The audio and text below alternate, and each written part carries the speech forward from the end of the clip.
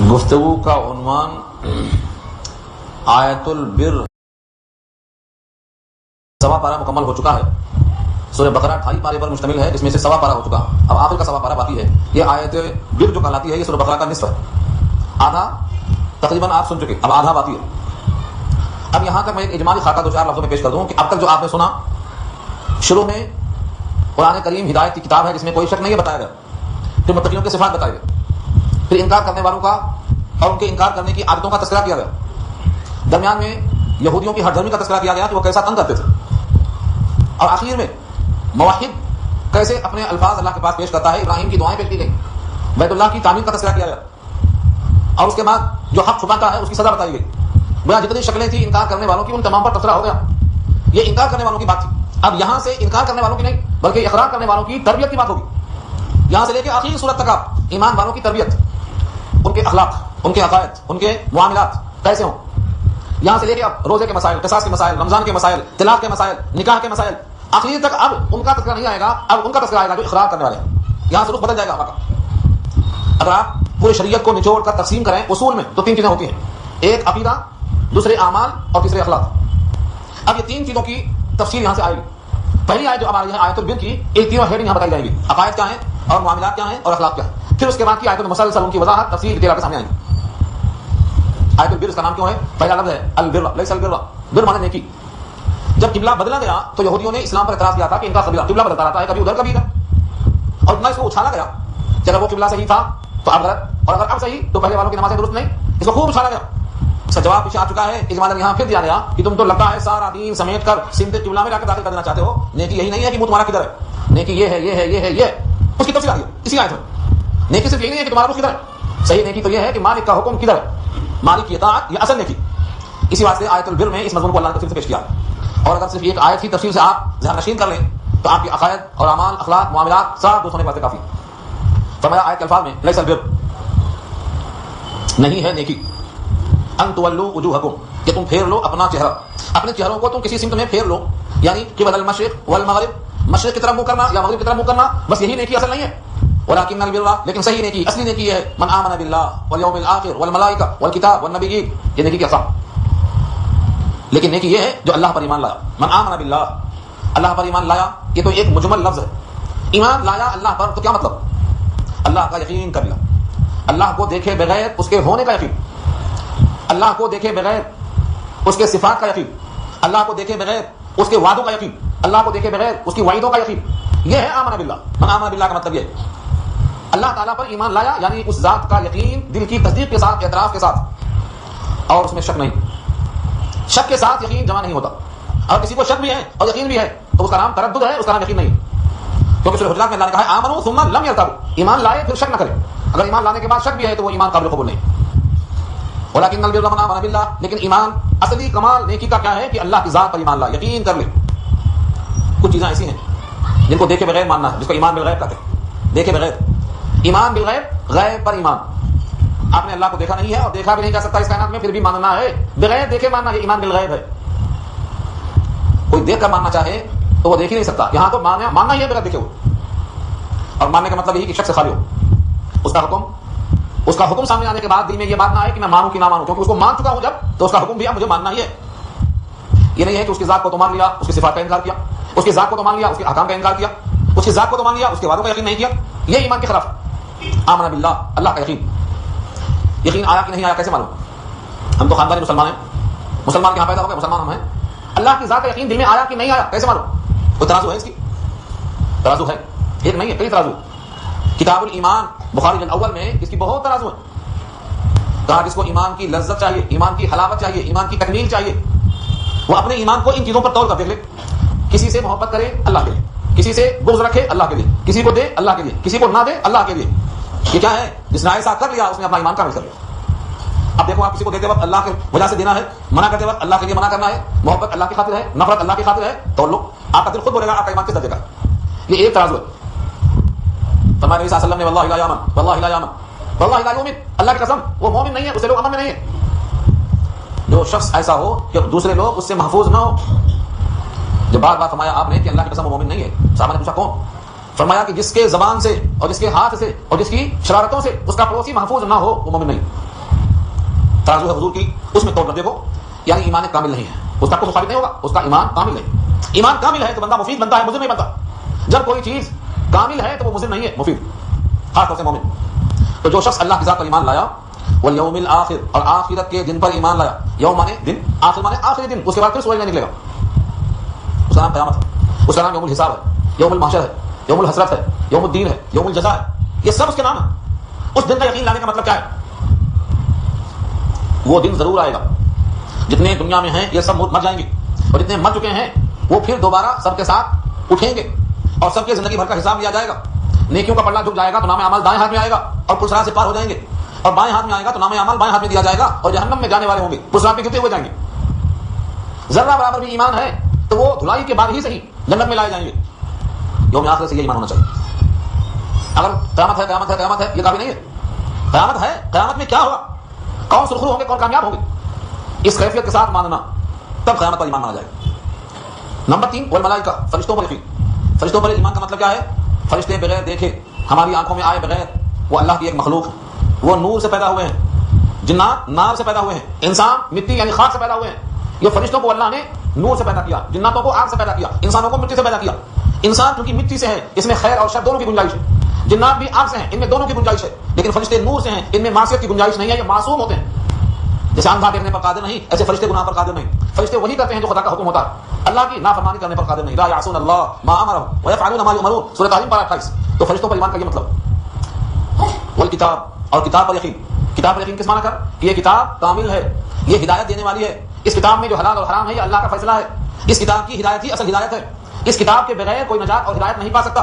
اس کتاب میں اللہ نے اپنی مرضی ظاہر کر دی ہے، قیامت تک کے واسطے اس کتاب کے برابر 3 آیتیں، 4 آیتیں، 2 آیتیں، 1 آیتیں کو لانے پر قادر نہیں، اس میں تبدیل اور تنسیخ، ایک آیت کم زیادہ کرنے پر کائنات سمجھ کر قادر نہیں ہے۔ یہ ہے کتاب پر ایمان لانے کا مطلب۔ یہ کتاب ایسی کتاب ہے، اس میں انسان کے لیے شفا، اگر بد عقیدہ ہے تو عقیدہ صحیح ہو جائے گا، مریض ہے تو شفا یاب ہو جائے گا، اس کے جسم کے اندر امراض خبیثہ ہیں، کینہ ہے، حسد ہے، بغض ہے، عداوت ہے، نفرت ہے، یہ سب اس سے ختم ہو جائیں گی، تمام اخلاق رذیلہ نکل جائیں گے، اخلاق فاضلہ پیدا ہو جائیں گے۔ اس کتاب پر یہ ایمان لانے کا مطلب ہے۔ تو ایمان لانا اللہ پر، قیامت کے دن پر، فرشتوں پر، کتابوں پر، والنبیین، اور نبیوں پر۔ نبیوں پر ایمان لانے کا مطلب کیا ہے؟ سارے انبیاء حق پر ہیں، سارے انبیاء رسول میں متحد ہیں، سارے انبیاء ایک اللہ کی دعوت دینے والے ہیں، تمام رسولوں کو، تمام نبیوں کو ہم تسلیم کرتے ہیں، لا نفرق بین احد من رسلہ، ہم ان کے درمیان تفریق نہیں کرتے، ہم سب کو بحیثیت نبی کے معصوم عن الخطا تسلیم کرتے ہیں، اور سید الانبیاء کو سید الانبیاء مان کر ان کی شریعت کو سب کے لیے ناسخ اور سب کی شریعتوں کو منسوخ اور واجب العمل صرف شریعت مصطفیٰ کو جانتے ہیں۔ یہ ہے نبیوں پر ایمان لانے کا مطلب۔ اتنی تمام باتیں یہ ایمانیات کی ہیں۔ اب معاملات، سب سے زیادہ اہمیت کس کو دیتا ہے انسان؟ مال کو۔ فرمایا وآت المال علی حبہ، اور دے مال کو اس کی محبت کے باوجود، وآت المال علی حبہ، اور دے مال علی حبہ اس کی محبت پر، یعنی اللہ کی محبت پر۔ آدمی مال دیتا ہے مگر کس بنا پر دیتا ہے یہ اس کے دماغ میں، دل میں محفوظ ہوتا ہے، اس کا یہ دینا قابل قبول کب ہے؟ جب اللہ کی محبت پر دے رہا ہو۔ آدمی تو خرچ کرتا ہے لیکن کس کے لیے خرچ کر رہا ہے؟ اگر یہ اللہ کی محبت پر دے رہا ہے تو یہ اللہ پر ایمان لانے کا نتیجہ ہے۔ ایک تفصیل دیکھی گئی، اور دوسری تفصیل ہے وآت المال علی حبہ کی، اور دیتا ہے مال، مال کی محبت پر، یعنی مال خراب نہیں ہو گیا ہے کہ سڑ گیا ہے، پھینکنا آئے گا یہاں پھینک دیں، مال کی محبت ہے، اس مال کی محبت کے باوجود وہ دے رہا ہے، مال خراب نہیں ہے، مال ناقص نہیں ہے، مال نکما نہیں ہے، مال بیکار نہیں ہے، مال ہے محبوب، لیکن اس کے باوجود وہ اللہ کے نام پر دے رہا تو اس مال کی اہمیت ہے۔ ورنہ اگر اترا ہوا کھانا دے رہا ہے، سڑی ہوئی دال دے رہا ہے، اللہ فرماتے ہیں اگر تم کو یہ دیا جائے تو تم اگر اس کو دیے جاؤ تو قبول نہیں کرو گے، مگر آنکھیں بند کر لو تو شاید دے لو۔ ایسا مال اللہ کو دے رہے ہو، اللہ بھلا تم سے کم غنی ہے کیا؟ کیسے قبول کرے گا اللہ؟ ولا تیمموا الخبیث منہ تنفقون ولستم بآخذیہ الا ان تغمضوا فیہ، آیت آ رہی ہے آگے۔ تو مال کی محبت پر دے رہا ہے، یعنی مال اچھا ہے، محبوب ہے، مگر حکم الہی کی بنیاد پر محبوب سے دے رہا ہے، اب اس کا ایمان کامل ہے۔ تو پہلی تفصیل کیا تھی؟ مال دے رہا ہے اللہ کی محبت میں۔ دوسری وجہ کیا ہے؟ مال دے رہا ہے مال کے محبوب ہونے کے باوجود۔ اور تیسری تفصیل کیا ہے؟ وآت المال علی حبہ، اور دیتا ہے مال کو اس کی محبت پر، یعنی بسا اوقات ایسا ہوتا ہے آدمی دیکھتا ہے کہ اب میرا وقت آخری ہے، اب میں مال کو لے کر جا نہیں سکتا، لہذا تو نہ پورا کا پورا خیرات کر دوں، یہ مجبوری کا دینا، یہ بھی غنیمت ہے اگر آخری وقت بھی یاد آ گئی۔ لیکن اگر شباب کے موقع پر، اپنی حاجت کے موقع پر، اپنی امیدوں کے موقع پر دے رہا ہے تو اس کا دینا اور زیادہ محبوب ہے۔ یہ 3 شکلیں ہیں یہاں پر وآت المال علی حبہ میں، اور تینوں کا مجموعہ ایک ہی ہے کہ مال کی محبت کے باوجود اللہ کی چاہت اس پر غالب آ جائے اور اللہ کی خاطر مال کو خرچ کرے۔ کس کس کو دیں؟ فرض میں تو دینا ہی پڑے گا، 2.5% زکات وہ تو واجب ہے ہی، اس کے علاوہ دینے کا حکم ہو رہا ہے ذوی القربى قرابت داروں کو، والیتامى یتیموں کو، والمساکین محتاجوں کو، وابن السبیل مسافروں کو، والسائلین مانگنے والوں کو، وفی الرقاب گردن چھڑانے میں، ان تمام کو مال دینا ہے۔ اس میں سے گردن چھڑانا جس کے واسطے لفظ فی استعمال ہوا، گردن چھڑانے میں کوئی قیدی ہے یا کوئی مقروض ہے یا کوئی کسی مصیبت میں پھنسا ہوا ہے اس کو وہاں سے باہر نکالنا ہے، ایسوں کو مال دے کر ان کی گردن کو چھڑانا یہ ایمان ہے۔ سوال کرنے والوں کو دینا، مسافروں کو دینا، مسکینوں کو دینا، یتیموں کو دینا، یہ سب کے سب تو زکات کے مستحقین میں سے ہیں۔ لیکن ذوی القربیٰ قرابت داروں کو دینا، اگر وہ صاحب نصاب سے کم درجے کے ہیں تو وہ بھی زکات کے مستحق ہیں، لیکن اگر وہ زکات کے مستحق نہیں ہیں تب یہ قرابت داری ہے، مہمان نوازی ہے۔ چنانچہ اس کے بعد زکات کا حکم آگے آ رہا ہے، اسی آیت میں آگے زکات کا حکم آ رہا ہے۔ اس سے ثابت ہوتا ہے کہ یہاں زکات مراد نہیں ہے، بلکہ زکات کے علاوہ زکات تو فرض ہے، اس کا ذکر بعد میں ہے۔ یہ زکات کے فرض ہونے کے باوجود پہلے کس کا ذکر ہے؟ کیونکہ یہ مال لوگ سمجھتے ہیں کہ ہمارے ذمہ صرف زکات ہی واجب ہے، باقی واجب نہیں، حالانکہ مہمان نوازی، مسجدوں کی تعمیر، مدرسوں کی تعمیر، مسافر خانے، مسافروں کی رہائش گاہیں، اشاعت علم دین، جگہ جگہ قرآن کریم کو عام کرنا، یہ تمام کے تمام خط جو ہیں یہ زکات کے پہلے بیان کیا اللہ نے۔ زکات تو ابھی آئی نہیں، اس کا مطلب لوگ سمجھتے ہیں کہ ہمارے ذمہ صرف زکات ہے، زکات دے دیا تو ختم، ایسا نہیں۔ زکات دے دیا تو زکات آپ کے ذمہ جو فرض تھی وہ فرض ثابت ہو گیا، لیکن بحیثیت مومن کی جو آپ کی ذمہ داریاں ہیں، زکات دینے سے مسجد نہیں بن جاتی، زکات دینے سے مہمان نوازی نہیں ہو جاتی، زکات دینے سے علم کی اشاعت نہیں ہو جاتی، زکات دینے سے قرابت داروں کا حق ادا نہیں ہو جاتا، زکات دینے سے جن تک آپ کو پہنچ کر اسلام پہنچانا ہے یہ حقوق ادا نہیں ہو جاتے، ان تمام کو یہاں بیان کیا اللہ نے۔ اور دیوی مال کو اس کی محبت کے باوجود قرابت داروں کو، یتیموں کو، مسکینوں کو، مسافروں کو، سوال کرنے والوں کو اور گردن چھڑانے میں۔ اب یہ سارے کے سارے مال کے مصارف ہیں۔ اب بدنی عبادت، فرمایا واقام الصلاۃ، نماز قائم کرے، پھر مالی عبادت وآت الزکاۃ، اور زکات بھی ادا کرتا ہو۔ دیکھیے زکات اور نماز کا ذکر بعد میں کیوں کیا؟ کیونکہ اوپر مال کا دینا وہ ایمان کی تکمیل ہے، کوئی قرابت داروں کو نہیں پوچھتا ہے تو ایمان کی تکمیل ہے۔ قرابت داروں کو پوچھنے کا مطلب کیا ہے؟ عزیز و اقارب، اگر وہ مالدار ہیں تو ان سے میل جول رکھنا، اگر غریب ہیں، مخلوق الحال ہیں، تنگ دست ہیں، غربت و افلاس میں ہیں تو ان کے لیے بھی کھانے کپڑے کی فکر میں شریک ہونا، یہ قرابت داروں کا حق ہے۔ فرمایا حدیث میں کہ جو شخص چاہتا ہے کہ اس کی عمر طویل ہو، زندگی میں اس کی برکت ہو، اس کو چاہیے کہ صلہ رحمی کرے، قرابت داروں کے ساتھ سلوک کرے۔ قرابت داروں سے سلوک کرنے سے اس کی حیات میں برکت ہوگی، اس کے رزق میں اضافہ ہوگا۔ تو یہ سارے اخراجات اخلاقیات میں سے آتے ہیں۔ اس کے بعد نماز کا قیام اور زکات دینا یہ تو اس کے ذمہ فرض ہی ہے، اس کے بغیر تو سزا نہیں بچ سکتا۔ اور اخلاقیات میں سے والموفون بعہدہم اذا عاہدوا، اور پورا کرنے والے ہوں اپنے عہد کے جب جب وہ عہد کریں۔ یہ کیوں لائے بیچ میں؟ اوپر جو ایمان ہے یہ بھی ایک عہد ہے، اشہد ان لا الہ الا اللہ واشہد ان محمد رسول اللہ، یہ کیا ہے؟ یہ عہد ہے، ایگریمنٹ ہے۔ کس سے کیا آپ نے ایگریمنٹ؟ اللہ سے کیا۔ میں گواہی دیتا ہوں کہ اللہ کے سوا کوئی معبود نہیں، وہ آپ نے اللہ کو معبود اور خود کو عابد قرار دے کر ایک معاہدہ کر دیا۔ اشہد ان محمد رسول اللہ میں آپ نے کہا میں گواہی دیتا ہوں کہ محمد صلی اللہ علیہ وسلم اللہ کے رسول ہیں، آپ نے ان کو رسول مان کر امتی ہونے کا اقرار کر لیا، ایک معاہدہ ہے۔ جیسے اوپر کے اعمال اس معاہدے کا نتیجہ ہیں، یہ ایک ہی عہد نہیں، زندگی میں جو جو عہد کریں ان کو پورا کرنا ہے، یہ ہے والموفون بعہدہم اذا عاہدوا، اذا عاہدوا اضافہ یعنی توسیع ہے، اس بات کی توسع ہے، اور پورا کرنے والے ہیں وہ اپنے عہدوں کو جب جب وہ عہد کر لیں۔ پہلا عہد اللہ سے تھا، یہ دوسرا عہد بندوں سے پورا کرنا سب سے اہم چیز ہے۔ آدمی عہد پورا کیوں نہیں کرتا؟ عہد پورا اس واسطے نہیں کرتا، کبھی نقصان دہ چیز سامنے آتی ہے تو عہد سے بدل جاتا، یعنی ڈٹتا نہیں، ثابت قدم رہتا نہیں، پھسل جاتا۔ اس واسطے آگے فرمایا والصابرین فی البأساء والضراء، اور ثابت قدم رہنے والے، مستقل مزاج، صابرین صبر کرنے والے، ثابت قدم رہنے والے، ڈٹ جانے والے، پھسلنے سے بچنے والے۔ فی البأساء، بأس کے معنی تنگ دستی، والضراء اور بیماری ہو، مخلوق الحال تنگ دستی ہو، وحین البأس اور جنگ اور قتال کا وقت ہو، تینوں شکلوں میں ثابت قدم رہتا۔ قتال میں حین البأس، قتال میں ثابت قدم مطلب بھاگنا نہیں، جان خطرے میں بھاگ جاؤ نہیں، ڈٹنا شہادت ہونے تک، یہ وہاں صبر ہے، ڈٹ جانا۔ والضراء، بیماری میں بیزار ہو کے زبان سے شکوہ شروع کر دینا، یہ بے صبری ہے، سانس نکلنے تک اللہ کا توجہ کے ساتھ ذکر کرتے رہنا، یہ ثابت قدم ہونا ہے بیماری میں۔ والبأساء، تنگ دستی میں، تنگ دستی کیسی بھی ہو، تنگ دستی کسی بھی حال کی ہو، مایوس ہو کر اللہ کے خلاف شکوہ نہیں کرنا۔ حضرت ایوب علیہ السلام کو یاد کر لینا، 7 سال تک بستر پہ بیمار رہے لیکن صبر کا دامن نہیں چھوڑا، ہمیشہ اتنا ذکر کیا کہ اللہ نے کہا نعم العبد انہ اواب، کیا پیارا بندہ ہے، بستر پہ ہے لیکن ہمیشہ متوجہ ہے۔ تو ہمیشہ توجہ اللہ کی طرف ہو، ان تینوں اوقات میں آدمی کو ڈٹنا، صبر کرنے والے، تنگ دستی میں، بیماری میں اور جنگ اور قتال میں۔ یہ اوپر کے اوصاف اگر کسی بندے میں پائے گئے، اللہ فرماتے ہیں اولئک الذین صدقوا، یہی تو وہ لوگ ہیں جو سچے ہیں، سچے کمال کے ساتھ متصف ہیں، جنہوں نے سچ کر دکھایا اپنے وعدے کو، صدقوا، سچا کر دکھایا انہوں نے، کیا جو وعدہ کیا تھا اللہ سے اسے پورا کر دکھایا۔ یہ اوپر کے اوصاف کو آپ بار بار دیکھ لیں، یہ اوصاف اگر کسی بندے میں ہے تو اللہ کی طرف سے ان کو تصدیق حاصل ہے کہ انہوں نے جو کلمہ پڑھا تھا اس کلمے کی تصدیق کی تھی، اس پر ثابت قدم رہے۔ پھر فیصلہ کیا ہوا؟ واولئک هم المتقون، اور یہی لوگ متقی اور پرہیزگار کرانے والے۔ متقی، اب آپ نے پوچھنا کہ مولانا متقی کیسے بننا؟ متقی کون؟ ہر ولی متقی ہے اور ہر متقی ولی ہے، اور ولایت اور تقویٰ یہ نسخہ بتا دیا اللہ نے، ایک ہی آیت ہے، آیت نمبر 177 ہے یہ۔ اس آیت میں اللہ نے بتا دیا پہلے ایمان مضبوط ہو، یہ 7 چیزوں پر ایمان لاؤ، اللہ پر، یوم آخرت پر، فرشتوں پر، کتابوں پر، نبیوں پر، 5 اور مال کی محبت کے باوجود مال دینا، قرابت داروں کو، یتیموں کو، مسکینوں کو، مسافروں کو، سوال کرنے والوں کو اور گردن چھڑانے میں، 6 ہو گئے، نماز کا قیام اور زکات کا دینا، یہ سب ایمانیات میں سے۔ اور اخلاق کے اعتبار سے جب جب وعدہ ہو کسی سے، چاہے وعدہ اللہ سے بندے کے درمیان ہو، چاہے وعدہ بندے کا بندے کے درمیان میں ہو، اس وعدے کو ہمیشہ پورا کرتے رہنا ہے اور ڈٹ جانا۔ صبر کا مطلب ڈٹ جانا، جم جانا، چاہے مصیبتیں کتنی شدید ہوں، کبھی زبان سے شکوہ نہ آنے پائے۔ یہ نسخہ ہے صادق ہونے کا، یہ نسخہ ہے متقی ہونے کا۔ جو بندہ صادق ہونا چاہتا ہے اللہ کی نگاہ میں، یہ اعمال کے بغیر حضور کو صادق الامین نہیں کہا گیا. صادق الامین اسی وجہ سے کہا گیا, حضور صادق تھے اور صادق الامین تھے, یہ پورے اوصاف آپ میں موجود تھے.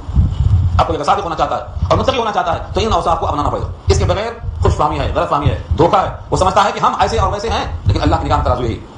یہ پہلا حکم ہوا آیت البر کی. اس آیت میں بنیاد پڑ گئی اجمالاً یہ اصول آ گئے. اب یہاں سے ایک ایک مسئلے کی تفصیل آئے گی آخری سورہ بقرہ تک. پہلے قصاص کے مسائل آئیں گے, پھر میراث کے مسائل آئیں گے, پھر روزے کے مسائل آئیں گے, پھر دیت کے مسائل آئیں گے, چلتے چلیں گے آخر تک.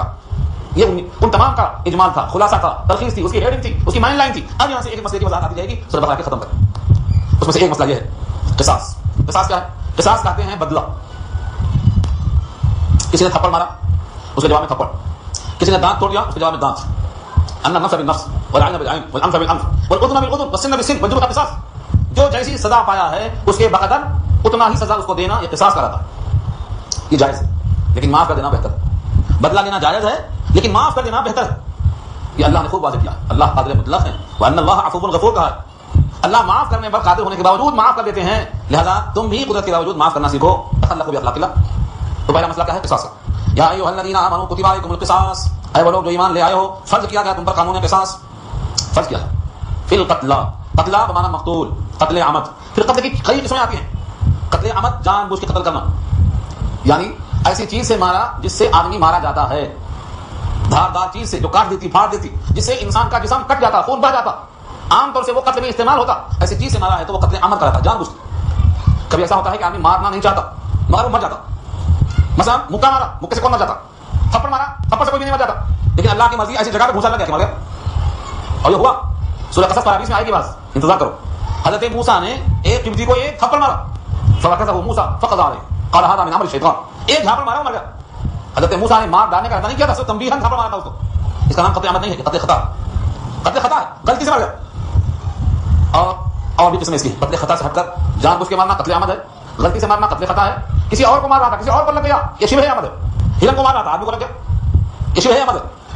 ان تمام شکلوں میں جو قتل عمد کی شکل ہے, جان بوجھ کے قتل کرنے کی, اس میں قصاص فرض کیا ہے اللہ نے اس آیت میں. قصاص فی القتل. اب قتل مطلب مقتول, ایسا نہیں ہے کہ مارا تو اس نے اور اس کے بدلے میں دوسروں کو مارے.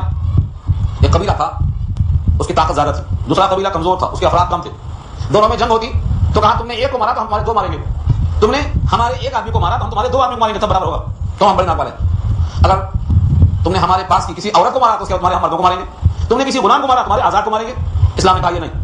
دونوں اسلام میں جب آ گئے اور ان کے فیصلے کے لیے آیت نازل ہوئی کہ اسلام میں آنے کے بعد اب یہ سوال پیدا نہیں ہوا کہ تم بڑے عزت دار ہیں, جس نے قتل کیا ہے اور وہی قصاص میں مارا جائے گا. آزاد کے بدلے غلام نہیں, غلام کے بدلے آزاد نہیں, کرے کوئی بھرے کوئی, ایسا نہیں ہو سکتا. جس نے قتل کیا ہے وہی قصاص میں مارا جائے گا. اگر وہ مارنے والا عورت ہے, مرد کے مقابلے میں عورت ماری جائے گی. مرد نے مارا ہے عورت کو, تمہیں عورت کے بدلے مرد کے بدلے کیا جائے گا. ایسا نہیں ہے کہ کوئی کسی کے بدلے مارا جائے. اس وجہ سے الحر بالحر, آزاد کے بدلے آزاد, آزاد آزاد کے بدلے, والعبد بالعبد, غلام غلام کے بدلے, والانثى بالانثى, مذکر مؤنث مؤنث کے بدلے, یعنی عورت کے بدلے. یہ وضاحت اسی کی طرف ہے. جس نے قتل کیا ہے جان بوجھ کر, قصاص میں وہی قاتل مارا جائے گا. یہ اصول ہے اور فیصلہ ہے. لوگ سمجھتے ہیں کہ قصاص بڑی سخت سزا اور سزا اتنی سخت نہیں ہونا چاہیے, یہ اعتراض ہے اسلام پر. لیکن اللہ نے اس کا جواب بہت معقول دیا ہے کہ تم قصاص کو بڑی حد تک ناشدہ سمجھتے ہو, حالانکہ تمہاری اس میں حیات ہے, تمہاری اس میں زندگی پوشیدہ ہے. اب ایک مسئلہ سے بتایا گیا, فمن عفی له من اخیہ شیء, اگر کسی کو معاف کر دیا گیا اس کے بھائی کی طرف سے, مثلا کسی نے کسی کو قتل کر دیا لیکن مقتول کے ورثہ نے قاتل کو معاف کر دیا, یا اس کے ورثہ 10 ہیں اس میں سے ایک نے معاف کر دیا, تو اب قصاص نہیں لیا جا سکتا. البتہ خون بہا دیا جائے گا. کتنا؟ 100 اونٹ, ایک جان کی قیمت رکھا اللہ نے, 100 اونٹ. اگر دینار سے دینا ہے تو 1000 دینار, اور درہم سے دینا ہے تو 10,000 درہم. اب اس کو تولہ ماشا میں حساب ڈالنا لمبا چوڑا مسئلہ ہے, اس کو آپ تفصیل سے کبھی بھی پوچھ سکتے ہیں, پڑھ سکتے ہیں. ایک آدمی کے جان کی قیمت 100 اونٹ, جو بھی اس کی قیمت بنتی ہو, 100 اونٹ تول لیا جائے. درہم سے دینا ہے تو 10,000 درہم, دینار میں دینا ہے تو 1,000 دینار, یہ جان کی قیمت قصاص دلوایا جائے گا. لیکن اگر کسی نے معاف کر دیا گیا, کسی کو معاف کر دیا گیا اس کے بھائی کی طرف سے, اور کہا دیا کہ ٹھیک ہے خون بہا دے دو, اب نے خون بہا نہیں دے رہا ہے, ٹول کر رہا ہے, دوڑا رہا ہے, کپڑے گھسا رہا ہے, فرمایا فاتباع بالمعروف, تو اتباع کرنا ہے معروف کے مطابق. یعنی مدعی کے ذمہ مقتول جو بھی ہو خون بہا چاہیے کہ وہ معروف کے طریقے پر اس کی اتباع کر لے, وہ اداء الیہ باحسان, اور احسان کر کے اس کی طرف سلوک کے ساتھ ادا کر دے. ایسا نہیں ہے کہ اس کو یہ فکر ہے. یہ حقیقت میں اللہ کی طرف سے تخفیف ہے, سزاؤں میں کمی ہے. اگر یہ تخفیف نہ کرتا بلکہ ورثہ کے معاف کرنے کے باوجود بھی معاف نہ کرتا اور قتل کا حکم دے دیتا تو ہم کیا کر سکتے تھے؟ یہ تخفیف ہے. تخفیف من ربکم ورحمہ, یہ رب کی طرف سے سزاؤں میں تخفیف ہے اور تم پر رحمت ہے. فمن اعتدى بعد ذلك, پر جو تجاوز کرے گا اس کے بعد, فله عذاب علیم, تو اس کے لیے المناک عذاب, سخت عذاب. یعنی خون بہا نہیں دے رہا ہے, دیت نہیں دیتا ہے, یا جتنا حصہ واجب العمل ہے اتنا نہیں دیتا ہے, یا خون بہا دینے کے بعد پھر قصاص مانگتا ہے, پھر سے مقدمہ قائم کرتا ہے, دونوں طرف سے کوئی بھی تجاوز کرتا ہے سزا کا حقدار بنے گا. اب رہا سوال یہ کہ قصاص بڑی سخت سزا ہے. دنیا میں جہاں قصاص ہوتا ہے اور جہاں قصاص نہیں ہوتا ہے دونوں جگہوں میں قتل کی تعداد گن کر فیصلہ کر لو کہ سب کہاں ہے. اللہ نے کہا وَلَكُمْ فِي الْقِصَاصِ حَيَاةٌ، تمہارے واسطے قصاص میں زندگی ہے، یا اولي الالباب، اے عقل مندو، لعلکم تتقون، تاکہ تم پرہیزگار بن جاؤ. ایک آدمی اگر قصاص میں قتل کر دیا گیا تو اب اس سے ہونے والے قتل بند ہو گئے نا. کسی قاتل نے کسی کو قتل کیا، اگر قصاص نہیں لیا گا تو اس نے دوسرے کو مارا، تیسرے کو مارا، چوتھے کو مارا، پانچویں 100 کو مارتا. اور اگر اس ایک پہلے قتل کے عوض میں اس کو قصاص قتل کر دیا گیا تو 99 لوگ اس سے محفوظ ہو گئے. بظاہر نظر کیا آیا کہ قتل کے بدلے قتل سزا سخت ہے، لیکن ایک قاتل کو قتل کر دینے سے باقی لوگ محفوظ ہو گئے. اور جن کے دل میں یہ شرارت ہے جب وہ دیکھتے ہیں کہ سزا بڑی سخت ہے، جب قتل کر دیے جائیں گے تو وہ بھی سہم کے ٹھٹر کے رک جاتے ہیں، آگے ان کی بھی ہمت نہیں ہوتی ہے. یہ ہے قصاص. چنانچہ دنیا کا پورا حساب موازنہ بنا کر دیکھ لو، جہاں قصاص کی سزائیں نہیں ہیں وہاں قتل روز ہوتا، اور جہاں سزائیں قتل کی نافذ ہیں وہاں قتل بڑی مشکل سے ہوتا. کیوں؟ اس لیے کہ جواباً قتل کیا جائے گا اور مرنے کی تاب نہیں ہے، اس واسطے حاضر کرتا. اشارہ یہاں اسی کی طرف. دوسرا حکم ہے جب کوئی میراث تقسیم ہو تو وصیت لکھ دی جانا چاہیے اگر وصیت کا موقع ہے. پہلے زمانے میں جب میراث کی آیتیں نازل نہیں ہوئی تھیں کہ کس کا کتنا حصہ ہے، میراث کی آیتیں تو سورہ نساء میں آ چکی ہیں تفصیل سے، انشاءاللہ وہاں آئیں گی، لیکن میراث کے تفصیل کے آنے سے پہلے یہ حکم تھا کہ جو شخص قریبی رشتہ داروں میں سے ہوتا ہے اس کو وصیت کر دیتے تھے. وصیت کا مطلب کیا ہے؟ میرے مال سے 1/3 کی حد تک کسی کو بھی وہ دے سکتا ہے، پورے مال کا 1/3 تہائی مال. اللہ فرماتے ہیں اگر تم میں سے کسی کی موت کا وقت ہو جائے، کتب علیکم، لکھ دیا ہے تم پر، فرض کر دیا ہے تم پر، اذا حضر احدکم الموت، جب تم میں سے کسی کے پاس موت حاضر ہو، یعنی مرنے والا اپنے کو محسوس کر لے کہ اب میں بچوں گا نہیں، میرا وقت بہت قریب آ چکا ہے، ان ترک خیرا، اگر وہ چھوڑتا ہے مال کو کیا کرے؟ الوصیت، وصیت لکھ دے.